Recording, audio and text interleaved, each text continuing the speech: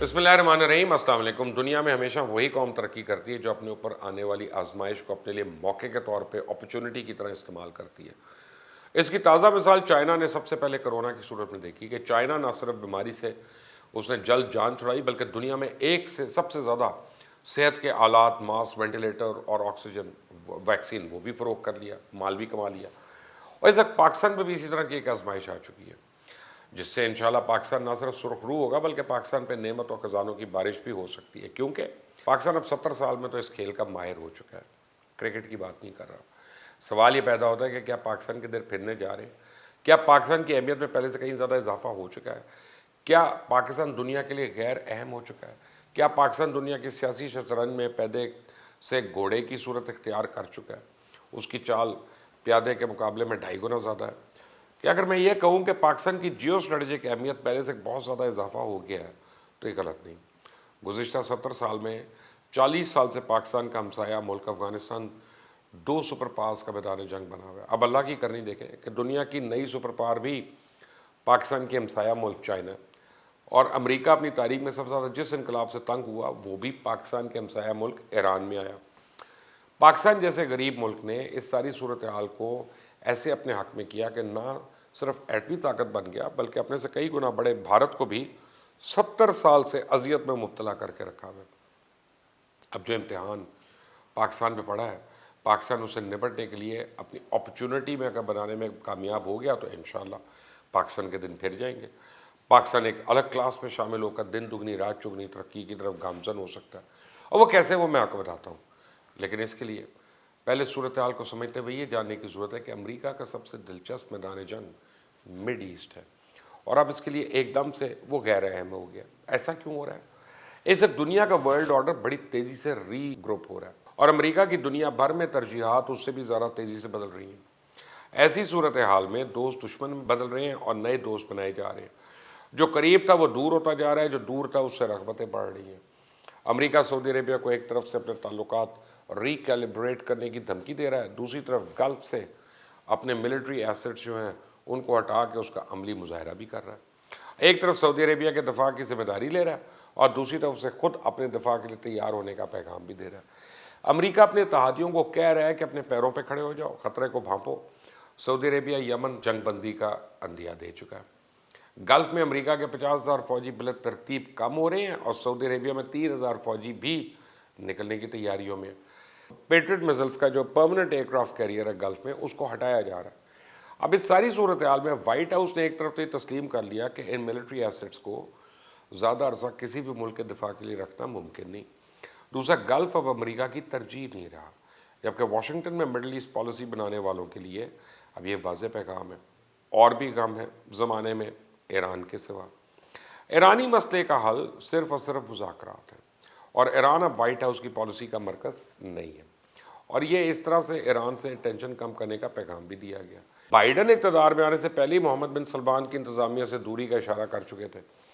उसके साथ साथ सऊदी अरेबिया को एक अहम स्ट्रेटजिक इत्तेहादी भी माना जा रहा है।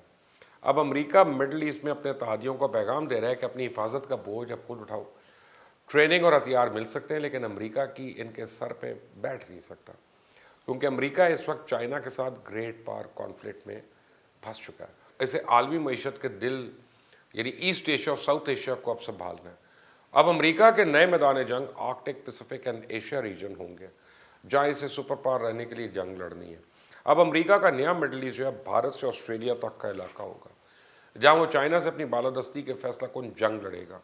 अब इस जंग का कोई असूल नहीं होगा, अगर होगा तो सिर्फ एक असूल है कि इस दुनिया में हुकूमत करने का हकदार है कौन, क्योंकि एक मयान में दो तलवारें तो रह नहीं सकती। तारीख गवाह है, रूमी और टर्क्स, इनकी जंग में पहली जंग अजीम, दूसरी जंग अजीम, कोल्ड वॉर, ये सब दुनिया पर हुक्मरानी के लिए लड़ी गई, और अब फिर वो हुक्मरानी चैलेंज हो चुकी है।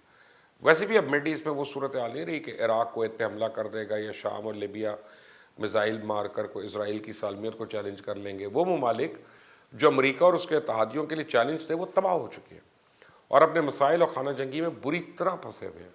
लेकिन इन सब से बढ़कर चाइना जो कमाल कर रहा है वो ये है कि जिस खेल में अमेरिका एक्सपर्ट है वो उसे उस तरफ आने ही नहीं दे रहा। चाइना का तरीका वारदात इतना मुख्तलिफ है कि अमेरिका सर पकड़ कर बैठ गया कि इसका मुकाबला कैसे करे। یہ تو ہر دفعہ میدان جنگ ہی بدل دیتا ہے۔ مثال کے طور پہ چائنا امریکہ کو اسٹریٹجکلی پھنسا رہا ہے۔ ایک طرف تو ریڈ سی اور اسٹریٹ آف ہارمز میں امریکہ کے بحری بیڑے کھڑے، تو دوسری طرف چائنا ایران میں $400 ارب کی انویسٹمنٹ کر رہا ہے۔ سعودی عربیہ کے ویژن 2030 کا حصہ بن رہا ہے۔ عرب امارات کے ساتھ ویکسین بنا کر وہاں اپنے قدم جما رہا ہے، اور ایسے میں امریکہ کے سمندروں میں کھڑے بحری بیڑے یا پیٹریٹ بیٹریز اور فوجی چائنا کو کیسے روک سکتے ہیں؟ چائنا یورپ کے ساتھ تعلقات بنا رہا ہے اور انہیں بیلٹ اینڈ روڈ انیشیٹو میں شامل کرنے کے لیے تیار ہے، اور اس کے لیے معاشی مواقع فراہم کر رہا ہے۔ جہاں امریکہ بالکل بے بس ہو چکا ہے، اب یہ ثابت ہو چکا ہے کہ امریکہ اپنے ایئر کرافٹ کیریئرز کو سمندر میں کھڑا کر کے چائنا کے منصوبوں پہ اثر انداز تو ہو نہیں سکتا۔ تو اس سب کے ساتھ ساتھ چائنا اور امریکہ کی چودراہٹ جو ہے اس کو بھی مسلسل چیلنج کر کے اس کی بادشاہی اور غرور کو ٹھیس پہنچا رہا ہے، اور ساتھ ہی ساتھ اپنی فوجی اور معاشی طاقت میں بھی بے پناہ اضافہ کر رہا ہے۔ اب اس ساری صورتحال میں امریکہ کے پاس ایک نئے اور کریٹو منصوبے کے ساتھ آنا ضروری ہو چکا ہے۔ دنیا اب اندھا دھند امریکہ کی ایسے جی حضوری تو نہیں کر رہی جیسے جنگل کے اکلوتے شیر کے سامنے کرتی تھی۔ یورپ امریکہ کی بجائے روس کو اپنے لیے خطرہ سمجھتا ہے، جبکہ امریکہ روس کی بجائے چائنا کو اپنے لیے خطرہ سمجھتا ہے۔ ایسی صورتحال میں امریکہ کو اپنے اتحادیوں کو بھی ایک صفحے پر لانا ہے، یہ مشکل کام ہے۔ اور اسی صورت میں امریکہ کی پھرتیاں سمجھ آ رہی ہیں نا آپ کو؟ امریکہ افغانستان سے نکل رہا ہے، کیا افغانستان میں امن قائم ہو گیا؟ کیا امریکہ وہاں اپنی مرضی کی حکومت قائم رکھنے میں کامیاب ہو گیا؟ کیا اس نے افغانستان میں طالبان کو جڑ سے اکھاڑ کر پھینک دیا؟ نہیں، لیکن وہ وہاں سے نکل رہا ہے۔ کہ شام اور لیبیا میں تمام معاملات ٹھیک ہو چکے ہیں؟ آئیسس کا خطرہ ٹل چکا ہے؟ سعودی عربیہ ایران کی پراکسی وار سے محفوظ ہو چکا ہے؟ نہیں، ایسا بالکل نہیں۔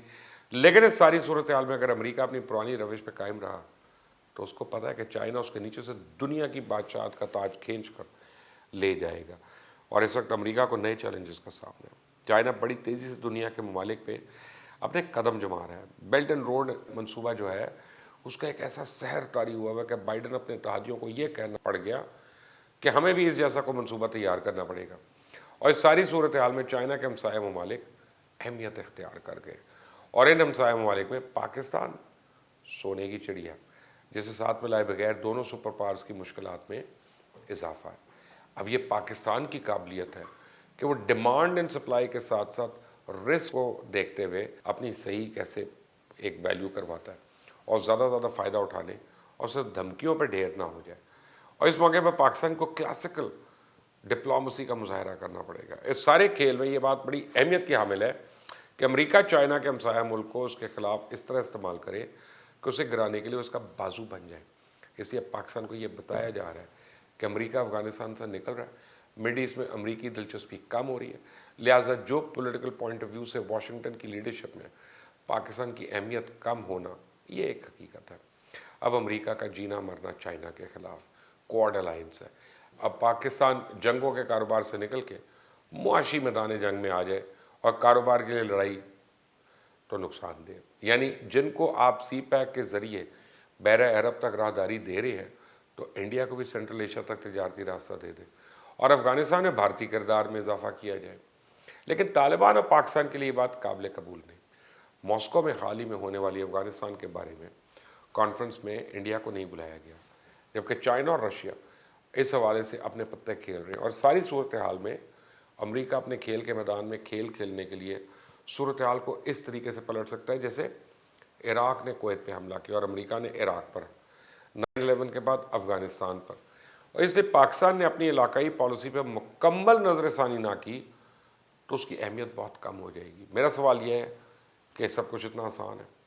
ایک تو امریکہ پاکستان میں بھارت کے ساتھ مل کر انتہا پسندی کا الزام لگا سکتا ہے، جو وہ کافی عرصے سے کوشش کر رہا ہے، اور دوسری طرف پاکستان پہ کسی بھی ملک کو ایٹم بم بنانے کی مدد کا الزام لگا سکتا ہے، یعنی نیوکلیئر پرولیفریشن کا۔ پاکستان پہ دفاعی اور معاشی پابندیوں سمیت دوسرے ہتھ کنڈے استعمال ہو سکتے ہیں اور بھارت کے مقابلے میں کمزور کرنے کی کوشش ہو سکتی ہے۔ تو ساری صورتحال میں امریکہ پاکستان کو 100% چائنیز کیمپ میں جانے پہ مجبور کر سکتا ہے۔ جو تھوڑا بہت لحاظ سے پاکستان کر رہا ہے وہ بھی ختم ہو جائے گا۔ اس حوالے سے اب ایسی صورتحال نہیں کہ چائنا اور رشیا اپنے اتحادیوں کو امریکی انتقامی کارروائیوں سے نہ بچا سکیں، پھر گوادر پہ چائنا کے نیول بیس بھی بنیں گے جو پاکستان نے ابھی تک تو رزسٹ کیا ہوا ہے، اور یہ صورتحال بھی کسی بھی صورت میں امریکہ کے لیے سازگار نہیں ہوگی۔ اس وقت امریکہ کے دو سب سے بڑے دشمن ایران اور چائنا پاکستان کے ہمسایہ ممالک ہیں۔ اس لیے امریکہ پاکستان کو مکمل طور پہ اگنور نہیں کر سکتا، یہ اس کے اپنے مفاد میں نہیں۔ اور اگر امریکہ کی نظر میں پاکستان کی جیو پولیٹیکل اہمیت کم ہوگی تو چائنا، ایران اور خلیجی ممالک کے لیے پاکستان مزید اہم ہو جائے گا۔ ایران اور خلیجی ممالک کا تیل پاکستان کے بری راستوں سے چائنا جائے گا، جو دنیا میں تیل کا سب سے بڑا صارف ہے۔ افغانستان میں امن آ گیا تو پاکستان پوری سینٹرل ایشیا، سمرقند، بخارا، تاشقند، یہ کابل، رشیا، جہاں جہاں تجارتی سامان جو ہے وہ بائی روڈ بھیج سکتا ہے۔ ایسا پاکستان کی جیو اکنامک اہمیت جو ہے وہ بڑھتی جا رہی ہے۔ رشیا پاکستان کو انرجی پائپ لائن کی آفر کر رہا ہے۔ اس صورتحال میں صرف ایسی سفارتکاری سے بچا سکتی ہے کہ 5 گیندیں بیک وقت اس کے پاس ہوں، 2 ہاتھ میں اور 3 ہوا میں، اور پاکستان ہر اس چیز پر رسک لینا چاہیے جس سے پاکستان کو دور رس فائدے ہو سکتے ہیں، کیونکہ زندگی میں اس سے بڑا کوئی رسک نہیں لیا جا سکتا کہ رسک ہی مت لے آدمی۔ آئندہ تک کے لیے اجازت ہے۔ اللہ حافظ۔